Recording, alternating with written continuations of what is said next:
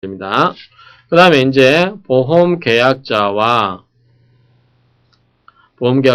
보험자가 있으면 이렇게 청약과 승낙이 이루어졌고 그 다음에 고지 의무에 대해서 청약과 단계에서 고지 의무에 대해서 공부를 했습니다. 이렇게 해서 이제 계약에 아무런 문제가 없이 성립이 되었습니다. 그럼 보험자는 뭘 하게 됐죠? 보험계약자한테 뭘 줘라? 보험증권을 주어라 하고 하는 겁니다.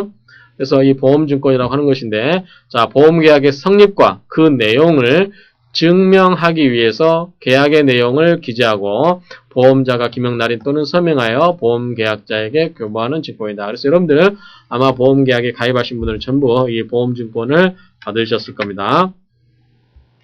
자, 이 보험증권이 성질이 뭐냐에 대해서 증거증권이다. 자, 증거증권이라는 건 뭐죠? 보험계약을 이러이러한 내용으로 체결이 됐다라는 사실을 증거하는 거죠. 그 다음에 면책증권이다. 자, 면책증권이라고 하는 것은 보험증권, 보험사고가 발생해서 보험증권을 들고 온 사람한테 보험회사, 즉 보험자가 보험금을 지급하면 그 정당한 소지인으로 봐서 보험증권을 들고 있는 사람을 정당한 권리자로 봐서 그 사람에게 돈을 지급하게 되면 보험금 지급 채무를 면하게 된다라고 하는 점입니다. 면책증권이고, 상환증권은 자, 보험사고가 났을 때 자, 이를 갖고 오세요. 그래가지고 보험금을 지급하려면 여러분들이 어떻게 합니까? 여러분 신분증이라든가 보험증권을 가지고 가죠. 그래서 그것과 상환해서 여러분들이 보험금을 청구를 하는 겁니다. 그 다음에 유가증권이나에 대해서는 학설이 나뉩니다. 이 유가증권이라고 하는 것은 저번 시간에도 말씀을 드렸는데 이게 사건이 표창되고 즉 개인의 권리가 표창되고 이것을 뭐야 된다? 발행 행사 이전에 보다 증권의 소지가 있어야 된다라고 하는 거죠. 그래서 이제 제가 예를 들었던 게 비행기표는 양도가 가능합니까? 안 된다고 그랬죠. 그래서 유가증권이 안 어렵습니다. 그래서 보험증권이 유가증권이냐 이거죠. 그래서 유가증권으로 보지 않는 게 다수설인 것 같습니다. 그래서 보험증권이라는 것은 보험회사와 보험계약자 간의 그 사람 보험계약자의 개인적인 그러한 특성을 가지고서 보험계약을 받아주는 거죠. 그렇기 때문에 아무나 이동할 수 없는 거죠. 만약에 제가 암보험을 들었다가 제가 그것을 다른 사람한테 양도가 가능하다. 그러면 이미 암이 걸려있는 사람한테 제가 그거를 양도할 수 있겠죠. 비싼 돈에 팔고 그럴 수 있겠죠. 그래서 그런 거는 보험회사 입장을 보면은 보험계약자가 달라짐으로 해서 위험이 달라지잖아요. 그래서 일반적으로 보험증권은 양도가 될 수 없기 때문에 유가증권으로 보지가 않는다. 다만 양도가 자유로운 거. 그게 뭐가 있을까요? 해상, 나중에 여러분들이 해상법에 대해서 공부하시겠는데 해상적합범위라는 게 있습니다. 해상적합범위라는 건 뭐냐면 해상에 배에다가 어떤 물건을 싣고 가는데 그 물건이 배가 선박에 침몰한다든지 그러한 경우에 그것이 없어졌을 경우에 대비해서 보험을 드는 겁니다. 그것이 쌓을 적하죠. 쌓아놓은 물건에 관한 보험입니다. 그래서 그거를 다른 사람한테 권리를 팔 수도 있는 거죠. 그러면 다른 사람은 그 물건에 관한 권리를 취득한과 동시에 보험에 관한 권리도 취득할 수 있는 거죠. 그러한 경우에는 유가증권성을 인정하지만 일반적으로 보험증권은 증거증권서의 기능이 강하기 때문에 그렇다라고 하는 점 이렇게 이해하시면 됩니다. 자, 이 나머지 사항에서는 쭉 설명을 드렸으니까 한번 쭉 읽어보시면 됩니다. 이게 유가증권에 관한 논의입니다. 그래서 보험증권이 유가증권이냐 하는 겁니다. 자, 이의약관이 뭐죠? 이의약관. 자, 보험증권은 증거증권으로서 계약 내용에 대해서 사실상의 추정력을 갖기 때문에 증권상의 기재 내용이 사실과 다를 때는 계약 당사자가 이의를 제기하여 바로잡도록 해야 하며 이와 같은 내용을 정한 약관 조항을 이의약관이다. 자, 저번에 제가 이렇게 설명을 드렸습니다. 깨알 같은 글씨로 보험증권 이렇게 있다고 그랬죠? 그러면 당사자 간에 합의한 사항이 서로 다르면 개별 약정 우선의 원칙에 의해서 이렇게 보험약관, 그때는 보험약관을 설명드렸죠? 그래서 개별 약정 우선의 원칙에 의해서 이런 경우는 개별적으로 약정한 게 먼저 효력이 있다라고 말씀을 드렸습니다. 그래서 보험증권도 그런 식으로 당사자가 이의가 있는 경우 그런 것을 바로잡는 것을 이의약관이라고 합니다. 그 다음에 보험계약의 당사자는 보험증권의 교부가 있은 날로부터 한 달을 내리지 않는 기간 내에 한해서 그 증권 내용에 정부에 관한 이의를 할 수 있음을 약정할 수 있다. 이게 무슨 말이냐면 정부는 아마 이정자일 겁니다. 옳고 그름, 맞고 틀림에 관한 이의를 할 수 있음을 약정할 수 있다라고 하는 점입니다. 그래서 이 이의약관은 뭐냐면 한 달 이상의 충분한 기간이 확보돼야 되고, 그 다음에 보험증권의 정부에 관한 이의제기는 보험계약자뿐만 아니라 보험자도 할 수 있다. 그래서 보험계약 당사자인 보험계약자나 보험자 다 이의약관에 대해서 문제가 있으면 거기에 대해서 이의를 할 수 있다라고 하는 점. 그 다음에 보험증권의 이제 발행은 작성 교부 누가 할까요? 보험자가 하겠죠. 보험계약이 성립하게 되면 지체 없이, 즉 바로 이 보험자가 보험증권을 작성해서 누구한테? 보험계약자한테 주는 거죠. 그렇지만 보험계약자가 보험료 전부 또는 최초 보험료를 지급하지 않을 때는 이거 줄 필요가 없잖아요. 그렇죠? 자, 보험계약은 청약과 승낙에 의해서 보험계약이 성립이 되지만 책임은 언제 발생한다? 1회 보험료를 납입할 때부터 발생한다. 근데 자, 보험계약이 성립을 하게 되면, 자, 이것과 별도로 성립하게 되면 보험증권을 줘야 되는데, 자, 이런 경우에 보험료를 전혀 납입하지 않았다. 이런 경우는 주지 않아도 된다라고 하는 점입니다. 왜냐하면 보험증권은 뭔 승리일 것이다? 보험계약을 증명하는 수단이 되기 때문에 그렇고, 보험증권은 뭐다? 보험회사에 가서 내가 당신 보험에 가입했어라고 그 보험증권을 제시하면서 돈을 달라고 하면 보험회사는 보험금을 지급을 해야 되는 경우가 있기 때문에 그렇습니다. 자, 연장 변경.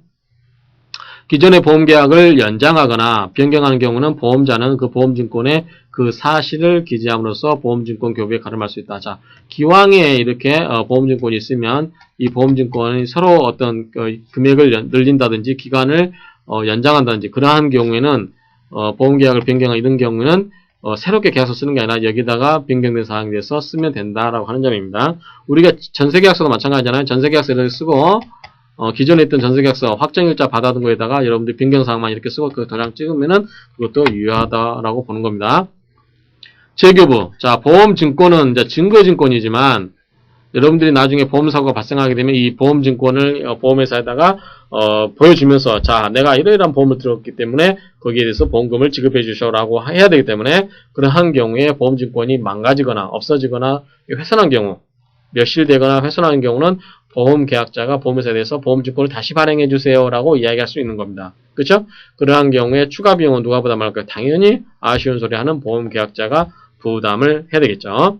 그러면 만약에 멸실됐을 때 어떻게 할 거냐 이거죠. 자, 우리가 어음수표가 멸실이 됐습니다. 그 다음에 보험증권이 멸실됐습니다. 어음수표 같은 경우는 유가증권이죠. 유가증권 같은 경우 멸실되면 이건 뭐다? 유가증권은 금전적 가치가 있는 겁니다. 따라서 이걸 부실하게 되면 아무렇게나 재발행해달라고 그러면 안 되겠죠. 그래서 나중에 여러분들 수표를 발행했는데 수표가 계속 발행이다 보니까 10장, 똑같은 수표가 계속해서 10장까지 발행됐다. 그러면 10장이 어떻게 될까요? 동시에 돌아다닐 수 있는 위험이 있죠. 그렇죠? 그렇기 때문에 이 어음수표는, 즉 유가증권은 아무렇게나 재발행을 해주는 게 아니라 일정한 사항을, 일정한 요건을 갖춰야 된다. 그게 뭐냐면 재권 판결을 갖춰야 된다. 공시채고와 재권 판결. 공시채고라고 하는 것은 여러분들 신문에 보면 자, 공시채고가 나옵니다. 자, 어떠한 분실, 수표, 번호 몇 번 이런 것을 언제까지 신고하시오. 이렇게 됐습니다. 그래서 그 기간이 지나면 그 수표는 무효가 되고 새롭게 발행합니다. 라고 하는 게 이 공시채고와 재권 판결입니다. 그러면 거기에 의해서 새롭게 발행할 수 있습니다. 그런데 보험증권은 유가증권이라고 보기 힘들다라고 했습니다. 그러면 보험증권 하나의 뭐다? 증거증권이기 때문에 일일이 그 보험증권 없을 때마다 보험회사를 신문에다 광고 내고, 자, 내 보험증권을 가지고 계신 분 신고하세요. 만약에 신고 안 하게 되면 보험증권이 무효가 됩니다. 라고 해서 그 절차를 거치고 나서 그렇게 새롭게 또 보험증권을 발행해야 되냐? 라고 했을 때 그 보험증권이 유가증권이 하는 거죠. 유가증권이 아니라고 한다면 굳이 그렇게까지 번거롭게 할 이유가 전혀 없다라고 하는 거죠. 그래서 그러한 경우는 인정이 되지 않는다라고 하는 점입니다. 자, 만약에 이제 보험 계약이 체결돼서 보험 계약자와 보험자가 있는데 보험증권을 교부를 해야 되는데 만약에 교부를 안 했다. 어떻게 할 거냐? 이건 뭐냐? 여기에 대해서는 상법에 규정이 없습니다. 규정이 없고 이런 경우 어떻게 된다? 보험계약에 영향이 있다 없다? 없다. 이 보험증권은 뭐다? 하나의 증거증권이다. 그냥 보험계약에 들었다는 사실을 용이하게 증명하는 수단에 불과한 거지 그 보험증권이 발행되지 않았다고 해서 보험계약이 무효가 되거나 그러한 성질의 것은 아니다 라고 하는 점 이렇게 이해하시면 되겠습니다. 그래서 지금까지 이 보험계약 체결 과정 중에서 자, 보험계약은 체결 과정 중에서 배웠던 게 자, 계약이라고 하는 것은 청약과 승낙으로 이루어진다. 청약과 승낙으로 이루어진다. 그래서 청약하는 단계에서 뭐가 있어야 된다? 고지 의무가 있어야 되고, 그 다음에 고지 의무 위반하게 되면 보험자는 뭐다? 보험자는 계약을 해지할 수 있다라고 설명을 드렸습니다. 그 다음에 이제 마찬가지로 보험자는 보험계약자한테 뭘 해야 된다? 보험약관을 설명을 해주고 교부를 해야 된다라고 했습니다. 그래서 서로 중요한 사항에 대해서 알려주고 보험약관 내용이 이러이러한 조건으로 당신 보험계약이 체결될 것입니다라고 해서 보험약관을 설명해 줍니다. 특히 보험약관에서는 이제 면책서 같은 게 들어있겠죠. 이렇게 설명한 다음에 오케이 둘 다 사인을 했습니다. 그러면 이제 뭐냐면 보험계약이 성립이 됩니다. 그러면 이때 보험료는 뭐냐면 보험계약 성립과는 아무 관계가 없는, 따라서 이것은 뭐다? 낙성계약이다. 낙성이라고 하는 것은 돈을 안 내고 당사자 간에 보증금을 건다든지 그런 거 할 필요가 없이 당사자 간의 합의에 의해서만 계약이 성립한다. 그렇죠? 승낙에 의해서 계약이 성립한다. 이렇게 생각하시면 됩니다. 그래서 이것은 뭐다? 보험료는 뭐다? 책임 개시 요건이다. 라고 생각하시면 됩니다. 그래서 보험료를 낼 때까지 보험자는 책임을 지지 않는다라고 이렇게 이해를 하시면 됩니다. 그러고 나서 이제 나왔던 게 이제 그러면 계약이 성립되면 보험자는 보험계약자한테 다시 뭐 해야 된다? 보험증권을 주어야 한다. 이 보험증권은 뭐다? 증거증권이 강하고 유가증권성은 약하다. 유가증권으로서는 굉장히 약하다. 그래서 유가증권에 관한 어떤 여러 가지 특례 규정이 적용되기 힘들다라고 말씀을 드렸습니다. 그래서 보험계약 체결 과정 중에서 이러한 흐름도를 이해하시면서 공부하시기 바랍니다. 수고하셨습니다.